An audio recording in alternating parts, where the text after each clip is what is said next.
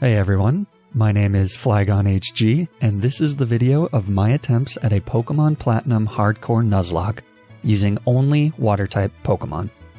Let's lay out the Hardcore Nuzlocke Rules. The basic Nuzlocke rules always apply. 1. If a Pokémon ever faints in battle, it is considered dead.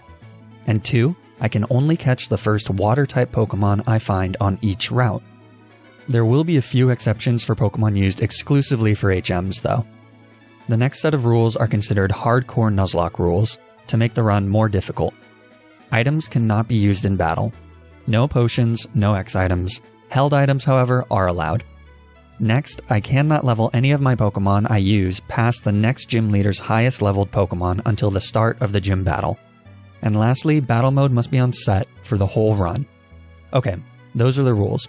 Now let's talk about Water-type Pokémon. Unlike my first Mono-type Nuzlocke challenge, where I used Grass types in Pokémon Emerald, there's a lot of pretty great Water-type Pokémon. They're the most common type of Pokémon, and there's a lot of secondary type combinations that provide relatively good coverage for major weaknesses. In Platinum, there are a total of 17 unique Water-type evolution lines, when you count Bidoof and Eevee, who both evolve into Water-type Pokémon. That's a lot more encounters than my last few challenges, so I'm looking forward to having a bit more fun with this one. On top of that, Pokémon like Gyarados, Vaporeon, Milotic, and even Empoleon are very good Pokémon, so this challenge should be a bit less stressful. Let's see if that's true. Quick reminder before we start, I play with Species Clause, so I'll be able to re-roll encounters until I get a unique encounter, but I can only use one of each unique evolution line. Alright, let's do this. I start the game by picking the Water-type starter Piplup, obviously. I name her Pippin, because we're going with a Lord of the Rings nickname theme. I realize that Pippin is a boy, and this Piplup is not, but the name is too good, and I don't know if you know this, but there aren't that many female characters in Lord of the Rings. Anyways, as soon as I get Pokeballs, I go to Route 202 and catch a Bidoof. I name her Arwen. She's simple. I also pick up the Old Rod and head to Route 219 to pick up a Magikarp. I name him Gimli. And this 22-pound piece of premium seafood is going to be the absolute carry of this run. If you didn't know this already, Gyarados is a filthy Pokemon, especially for Nuzlockes. It's bulky, it has the ability Intimidate, which is a phenomenal ability, and it hits like a truck. And our Gimli has a lonely nature, which means Quarantine has been a bit easier on him, and he gets a buff to his attack, meaning he hits like a slightly bigger truck. That is, he will once he evolves into Gyarados. Right now, he's just here for moral support. It's time for our first rival fight. I name him Potato, because that's hilarious. I feel like I really don't need to explain why that's so funny. Anyways, the rival in Platinum is actually pretty good later in the game, but right now, he's a joke, because he won't even use a Grass-type move with his Turtwig. It's a pretty easy win. On our way to Orberg City, I pick up a Psyduck and name him Mary. With all the possible encounters collected, it's time to take on the first gym leader, Roark. If you didn't figure it out from the fact that Roark's name sounds like a drunk dad trying to name his son Rock, Roark uses Rock-type Pokemon, which should be pretty easy for our Water types to handle. And it is. Cranidos is pretty scary, but with the extra level that Mary gets from taking out Geodude and Onix, he's able to outspeed Cranidos and knock it out with 2 water guns. Badge number 1 is ours. Next we make our way to Floroma Town, and on the way, Arwen evolves into her beautiful final form, a Bee-Barrel, and she finally gets access to the powerful move Water Gun. Pippin also evolves into Prinplup. Past Floroma Town, I catch a Shellos outside of Valley Windworks and I name him Bilbo. In order to progress though, we need to confront Galactic Commander Mars inside Valley Windworks. Her Purugly can be terrifying because of how fast and ugly it is. It's a notorious Nuzlocke killer. She starts the battle by leading with a Zubat, and I lead with Arwen.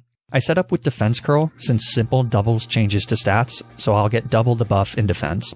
And then I take out the Zubat with 2 tackles. Purugly comes out, but thanks to the defense curls, she can't do much damage. Okay, unless she crits. But surely that won't happen twice, right? Yeah, I deserved that. All my videos are basically PSAs about critical hits and how to avoid them, but in this case, there's not much that I could really do. None of my other Pokemon could take a critical hit either, and Arwen is ultimately replaceable in this run anyways, so RIP Arwen. Bilbo and Mary take care of Purugly and we win the battle. After burying Arwen, I do what I should have done before taking on Mars. I grind up Gimli to level 20, where he evolves into the unstoppable monster that is Gyarados. and I make sure to do this leveling up on Shinx and Machop in order to pump him full of attack EVs so that he hits like an even bigger truck. Next, I catch a Buizel on Route 205 and I name him Legolas. After some training, it's time to take on the second gym leader, Gardenia. She has grass types, which is definitely a problem. Fortunately, Gyarados' nonsensical secondary typing of flying means that Gimli takes neutral damage from grass moves. But Gardenia's Roserade still hits pretty hard with Grass Knot, and I can't one-shot it, so I do have to be careful. Gardenia leads Turtwig and I lead Pippin. I hit the Turtwig with Pluck, which actually gets a critical hit and one-shots it. That's actually a little inconvenient because I wanted to set up Stealth Rocks on the Turtwig, but Cherrim comes out next and I set up Stealth Rocks now. I then hit 2 Plucks for some damage. I need to get Gimli in before Roserade comes out, but I can't afford the damage that Cherrim would do with the Magical Leaf. So to get Gimli in safely, Legolas comes out and makes the ultimate sacrifice. Rest well, soldier. Gimli comes in, takes out the Cherrim, and levels up, getting just enough speed to outspeed the Roserade. Roserade comes out last, and Gimli hits it with a return while she Oh. I guess that was a one-shot. Either my calculations were a bit off, or Gardenia's Roserade has some very mediocre defense IVs, because that was never supposed to be a one-shot. This means I sacked Legolas for no reason. My bad. Well, thanks for the needless sacrifice anyways, my guy. With that, we get badge number 2. Up next is the other notorious Plasma Commander, Commander Jupiter. She has a Skunk Tank that loves to crit and a Zubat with a sneaky Giga Drain tech in Platinum. I lead Bilbo, who happens to have a hidden power type of Psychic, really lucked out there, and it takes out the Zubat with 2 hidden powers. Skuntank comes out, and I switch to Gimli, which lowers the Skuntank's attack with Intimidate. But that doesn't actually matter if he crits. Fortunately, he doesn't, as he hits 2 Night Slashes while Gimli goes for a return. Gimli probably won't knock it out with another return, and Skuntank might actually knock out Gimli with a Night Slash crit here, but I decide to risk it. And it turns out that it's actually me who gets the crit. Oh, how the turns have tabled. With that, we head to Hearthome City, and once I'm there, Bebe, she gives me an Eevee, who I name Frodo, because he is just the purest and the most innocent of us all. It'll be a hot second before he gets to be a water type, but his normal typing is actually somewhat useful for the third gym leader, Fantina, who uses ghost types. She leads Duskull, who gets one shot with a bite from Gimli. Another bite also one-shots Haunter. Mismagius comes out last, outspeeds Gimli, hits him with a Confuse Ray, and survives a bite as Gimli breaks through Confusion. I switch out to Frodo to cure the confusion, and he shakes off a Shadow Ball. And then I switch back to Gimli, who breaks through another confusion and knocks out Mismagius, winning us the 3rd gym badge. Before we can leave Hearthome City, Potato wants another battle. He leads Staravia and has a surprisingly terrifying strategy that involves Double Team and Endeavor. He gets 1 hit point away from killing Pippin thanks to some misses. I switch to Gimli and thankfully hit a Dragon Rage because otherwise, that entire battle could have been a complete disaster. Gimli sweeps through the rest of his team with no problem, but that was really truly terrifying. On the other side of Potato, a fisherman gives me a good rod, so I can get a few fishing encounters from around Sinnoh. On Route 209, I catch a Goldeen and I name her Galadriel. On Route 218, I catch a Finneon and name her Eowyn. And in Eterna City, I catch a Barboach and name him Gandalf. Gandalf joins the team, and I box Galadriel and Eowyn. Not very good Pokemon. In the Salacian Ruins, I also get a Water Stone, so I immediately evolve Frodo into a Vaporeon. On our way to Veilstone City, I find a Marill on Route 215. Marill can have the ability Thick Fat or the ability Huge Power. Huge Power doubles its attack stat, making it the significantly preferable ability. But based on the damage that it's doing to Frodo, it seems like this one has Thick Fat instead. So I decide to skip it for now, so I can get another chance at Marill with Huge Power on a later route. Before taking on the 4th gym, I do some training, where Bilbo evolves into Gastrodon, and Gandalf evolves into Whiscash. The 4th gym leader, Maylene, uses fighting types, but her ace is a Lucario that's weak to ground moves. I try to come up with some sort of justification for teaching one of these guys the Earthquake TM that this game just gives you before the 4th gym, but it's just so much better on Gimli. Gyarados is a monster of a Pokemon, so I'm gonna give him the 100 base power Earthquake TM. Maylene leads with Meditite, who gets intimidated by Gimli. This thing does no Rock Tomb, so I switch to Bilbo. Bilbo gets hit by a critical Drain Punch as I hit a Mud Slap to lower accuracy. Not wanting to get killed by a second crit, I switch to Gandalf and eventually take down the Meditite. Lucario comes out next, but he's completely walled by Gimli and goes down to an Earthquake. Machoke is last, and this thing also knows Rock Tomb, so a few switches between Gandalf and Gimli take it out. And that gets us the 4th gym badge. Next up, we head south to Pastoria City. On the way, Mary evolves into Blue Duck. Once we get to Pastoria City, I go straight to the Great Marsh to catch a Wooper, which I named Smeagol. I know this Wooper is a girl, but I'm running really low on female Lord of the Rings characters here, so you might want to take that up with Tolkien. Smeagol is also now my 3rd water ground Pokemon, but it's also the best of the 3, so he replaces Gandalf. Soon after that, Smeagol evolves into Quagsire, which has just the derpiest of sprites in Platinum. Look at this idiot. Such a great sprite. Anyways, I make my way to Route 212 to catch a Marill, and I name him Samwise, but he has the ability Thick Fat again, aka he's garbage, so he goes into the box. Next, we have what I can only describe as just about the dumbest thing to ever happen to me in any Nuzlocke. I'm training up Frodo the Vaporeon in Lost Tower, on Ghastlies, since he knows Bite. Now, what you might not know is that Lost Tower is covered in fog, also known as the dumbest part of Sinnoh. Whoever came up with this should be fired. And since I like teaching my Pokemon good moves instead of useless crappy moves, I didn't bother teaching anyone defog to help remove all of the fog. So this means that the accuracy of every attack is dropped by a factor of 3/5. So, when I encounter this Ghastly, I happen to miss Bite twice in a row. Normally, not a problem. However, these 2 bites happen to be the last 2 Bite PP that I have, since I've been training Frodo for a while now. Outside of Bite, Frodo only knows normal moves, meaning that he can't hit Ghastly. Again, normally not a problem. I'll just switch out to someone who can hit it, or just run from the battle. Only problem is, in the turns that I missed Bite, this Ghastly used Curse, which takes a 1/6 of my health every turn. And then he used Mean Look, which prevents me from switching or running. So I am completely powerless as I have to just watch this level 18 Ghastly kill Frodo. The Fellowship has failed. After taking an appropriate amount of time to grieve, and kick myself for being such a moron, I bring Gandalf back onto the team. During some training, Pippin evolves into Empoleon, and after a bit more training, it's time to take on the 5th gym leader, Crasher Wake. But not before getting surprise challenged by Potato right outside the gym. I feel like this happens once every challenge, where my rival will randomly pop up to challenge me when I least expect it. Fortunately, other than his Staravia and its Endeavor tactics, it's a pretty tame fight, and nobody goes down. As I was saying, now it's time to fight Crasher Wake, who also fancies himself a Water-type trainer, but the question is, who's better? It's me. Crasher Wake is a pushover. Badge number 5 is pretty easy. Now that we have access to Surf, we have a few more encounters to get. I forgot that I could fish in Pastoria City to get a Remoraid, so I do that first though. I name him Boromir, and for now, he goes into the box. Next, I head to Route 220 to catch a Tentacool named Saruman, and Route 213 to catch a Wingull named Elrond. Both join the team, replacing Gandalf and Bilbo. Soon after, Saruman evolves into Tentacruel. Elrond also evolves into Pelipper, but I don't have that footage because I forgot to record it. However, I do have this picture of a Wingull, which I can replace with a picture of a Pelipper. Hopefully you get the idea.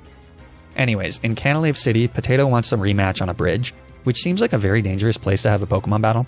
But since his Staraptor no longer has Endeavor, and he hasn't taught it close combat yet, this fight is actually pretty easy. Next, I challenge the 6th gym leader Byron, who's the drunk dad that named his kid Roark. He leads Magneton, which goes down to a Mud Bomb from Bilbo. Steelix comes out and goes down to a Surf. His ace, Bastiodon, is last, and has the move Metal Burst, which is an attack that deals back 50% more damage than the damage taken. So I have to be really careful here. Fortunately, I can put it to sleep with Smeagol.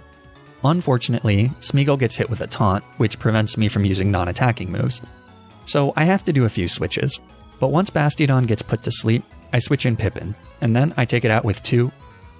Okay, or I get a crit with Surf, and that was all a huge waste of time. Alright, the 6th badge is mine. Next up is just a whole lot of Team Plasma stuff, but for now, none of it is particularly challenging. So let's go ahead and just skip to the 7th gym in Snowpoint City. Candice uses Ice-type Pokemon, including an Abomasnow that will kill anything on my team with a critical hit Woodhammer, and a Frostlass with Snowcloak that likes to avoid attacks when hail is up.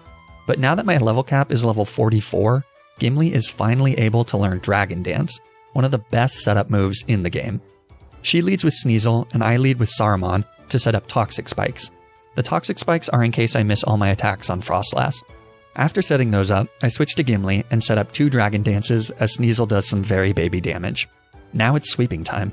Earthquake knocks out Sneasel, and Aquatail knocks out Piloswine. Abomasnow comes out, but by equipping a Cherry Berry to Gimli and teaching him Natural Gift, I get a Fire-type move that one-shots the Abomasnow.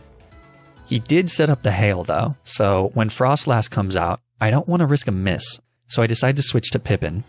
Frostlass uses Double Team, but Pippin resists all of her attacks, and I've given her a wide lens to increase her accuracy, so eventually Pippin connects with a Flash Cannon and Frostlass goes down, winning us the 7th gym badge.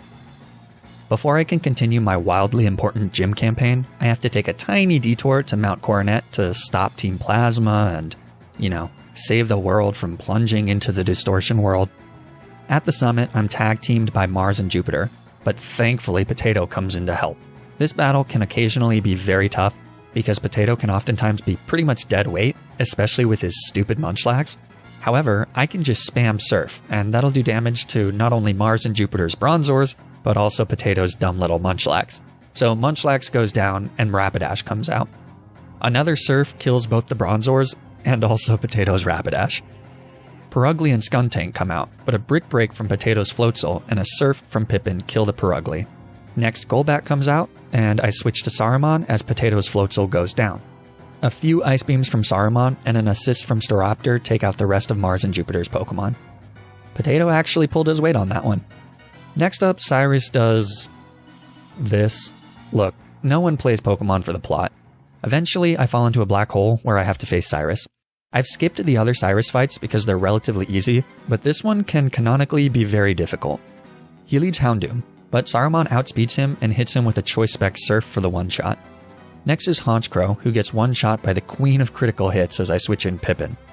Next is Gyarados, and I get a free switch into my Gyarados as he Earthquakes. I set up 2 Dragon Dances and then sweep through Cyrus's team. Thankfully, Cyrus's Gyarados doesn't have Dragon Dance, otherwise, that would be a pretty terrifying fight. Speaking of terrifying, now I have to take on the Lord of Darkness, Giratina himself. He's a pretty scary Pokemon, but he's actually completely walled by Pippin. Steel typing is really amazing, and has pretty good synergy with water typing, especially before it was nerfed in later generations. Giratina just goes down to 2 Choice Specs Ice Beams. With that, the world is saved, and I can get back to the important things in life, forcing animals to fight each other for money. Now that I have access to Sunyshore City, I head to Route 223 and catch my final encounter, a Mantike, who I name Aragorn. Technically, there is one more encounter remaining, a Feebas in Mount Coronet, but it's incredibly difficult to get, and I'm actually pretty happy with my team, so I don't bother. Anyways, I replace Elrond with Aragorn. I also replace Mary, who has basically become an HM Pokemon, with Boromir the Remoraid that I have in the box. The reason that I kept Boromir boxed until now is because in order to evolve Mantike into Mantine, I actually need to have a Remoraid in my party. It's a pretty cool and unique evolution mechanic. I train Aragorn and Boromir on Ghastly in the Old Chateau to max out their special attack. In the process, they both evolve, though I actually forgot to record Aragorn evolving, so you'll have to use your imagination. Next is the final gym leader, Volkner, who has electric types. This is simultaneously very scary and not scary at all. My ground water types are completely immune to electricity, and Earthquake from Smeagol should make it a pretty clean sweep. However, Smeagol is slower than all of Volkner's Pokemon, so I'm a bit worried that the chip damage from each of his Pokemon would put Smeagol in range of a kill from Volkner's Electivire, especially if the Electivire gets a critical hit. So instead, I plan to set up with Gimli, which might not seem ideal with his 4 times weakness to electric attacks. However, Volkner leads with Jolteon, whose only attacking electric type move is Charge Beam, which only has 10 PP. By leading Aragorn, I can bait a Charge Beam, switch to Smeagol, who's immune to the attack, and then switch back to Aragorn on a weak Iron Tail. I can rinse and repeat that until Jolteon runs out of Charge Beam PP. I also make sure to do this until he's completely out of Thunder Waves as well, because we don't really want to deal with paralysis. But once Jolteon is left with only quick attacks, it's an easy setup with Gimli, and then a clean sweep of the rest of Volkner's team. That's the 8th and final gym badge right there. The final challenge of this run is the Elite Four and the Champion. But before being able to take them on, Potato challenges me one last time. But I'm a bit over-leveled for this fight, so it's not particularly difficult. Most of his Pokemon go down to single shots, and those that don't never really do any real damage, so it's a clean win. after some final grinding to hit our level cap of 59, which matches Lucian's level 59 Gallade, here is my final team. It's an odd fellowship for sure, but unlike in most of these challenge runs, it's actually a pretty solid team. Let's see if they can take on the Elite Four, and most importantly, the champion. The first Elite Four member is Aaron, who specializes in bugs. He leads Yanmega, who goes down to an Ice Beam from Pippin. For the earlier Elite Four members, we're pretty overleveled. Heracross comes out next, but I've taught Pippin Drill Peck, which one-shots that as well. Vespiquen is next and goes down to a few Ice Beams while she just tries to build up her defenses. Next is Caesar, so I switch to Gimli to lower his attack with Intimidate, and then I switch to Boromir because Boromir has Flamethrower, which I think is hilarious. Good job, little buddy. You earn your keep on this team. Last up for Aaron is Drapion, who isn't a bug type, but that's fine. Drapion gets completely walled by Pippin and goes down to a few surfs, and with that, Aaron is down. Up next is Bertha, but she's got ground types, so she's not particularly difficult for our water types. She leads Whiscash. I lead Pippin, who I've taught the TM Grass Knot that Gardenia graciously gave me after she murdered Legolas. With a Choice Specs, that's enough to one-shot Whiscash. And since Grass Knot increases power on heavier Pokemon, it's also enough to one-shot the Hungry Hippo that comes out next. Hippowdon did set up the Sand though, which is good for the Sandvale Glysaur that comes in next.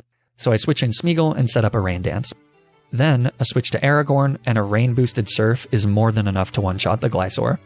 Golem and Rhyperior in the back don't stand a chance against rain-boosted Surfs either, so that's Bertha defeated. Next is Flint, the Fire-type trainer, and since this is Platinum, he actually has Fire types, so this is a pretty easy win. Saruman with a Choice Specs outspeeds and one-shots every single one of Flint's Pokemon except Magmortar, who wastes time setting up a Solar Beam for some reason, even though he knows Thunderbolt. The final Elite Four member is Lucian, who is actually very scary. He has Psychic-type Pokemon like Alakazam and Gallade, which can hit very hard and also have a lot of coverage moves. I'm going to need to set up with Gimli to make sure that I can outspeed and one-shot them before they can get off any attacks. Lucian leads Mr. Mime, but the Mr. Mime knows Thunderbolt, so just like with Volkner's Jolteon, I have to PP stall him until he's out of Thunderbolts. Psychic hits a bit harder on the switch than Volkner's Jolteon though, so I also have to use Pippin. And when that happens, the order of my Pokemon on the screen switches, and I'm not paying attention and accidentally switch in Aragorn instead of Smeagol. Unfortunately, that means that Aragorn gets hit by a Thunderbolt and goes down. I am so sorry, Aragorn. You did not deserve this, and this is completely my fault. I promise you, you will be avenged. From here, I do take it much slower, but eventually I get to the point where Mr. Mime has used up all of his Thunderbolts. I yawn him to sleep with Smeagol, set up 4 Dragon Dances, and then sweep through the rest of Lucian's team with Waterfall. That's the Elite Four, and we're only down 1 Pokemon, which admittedly was my fault.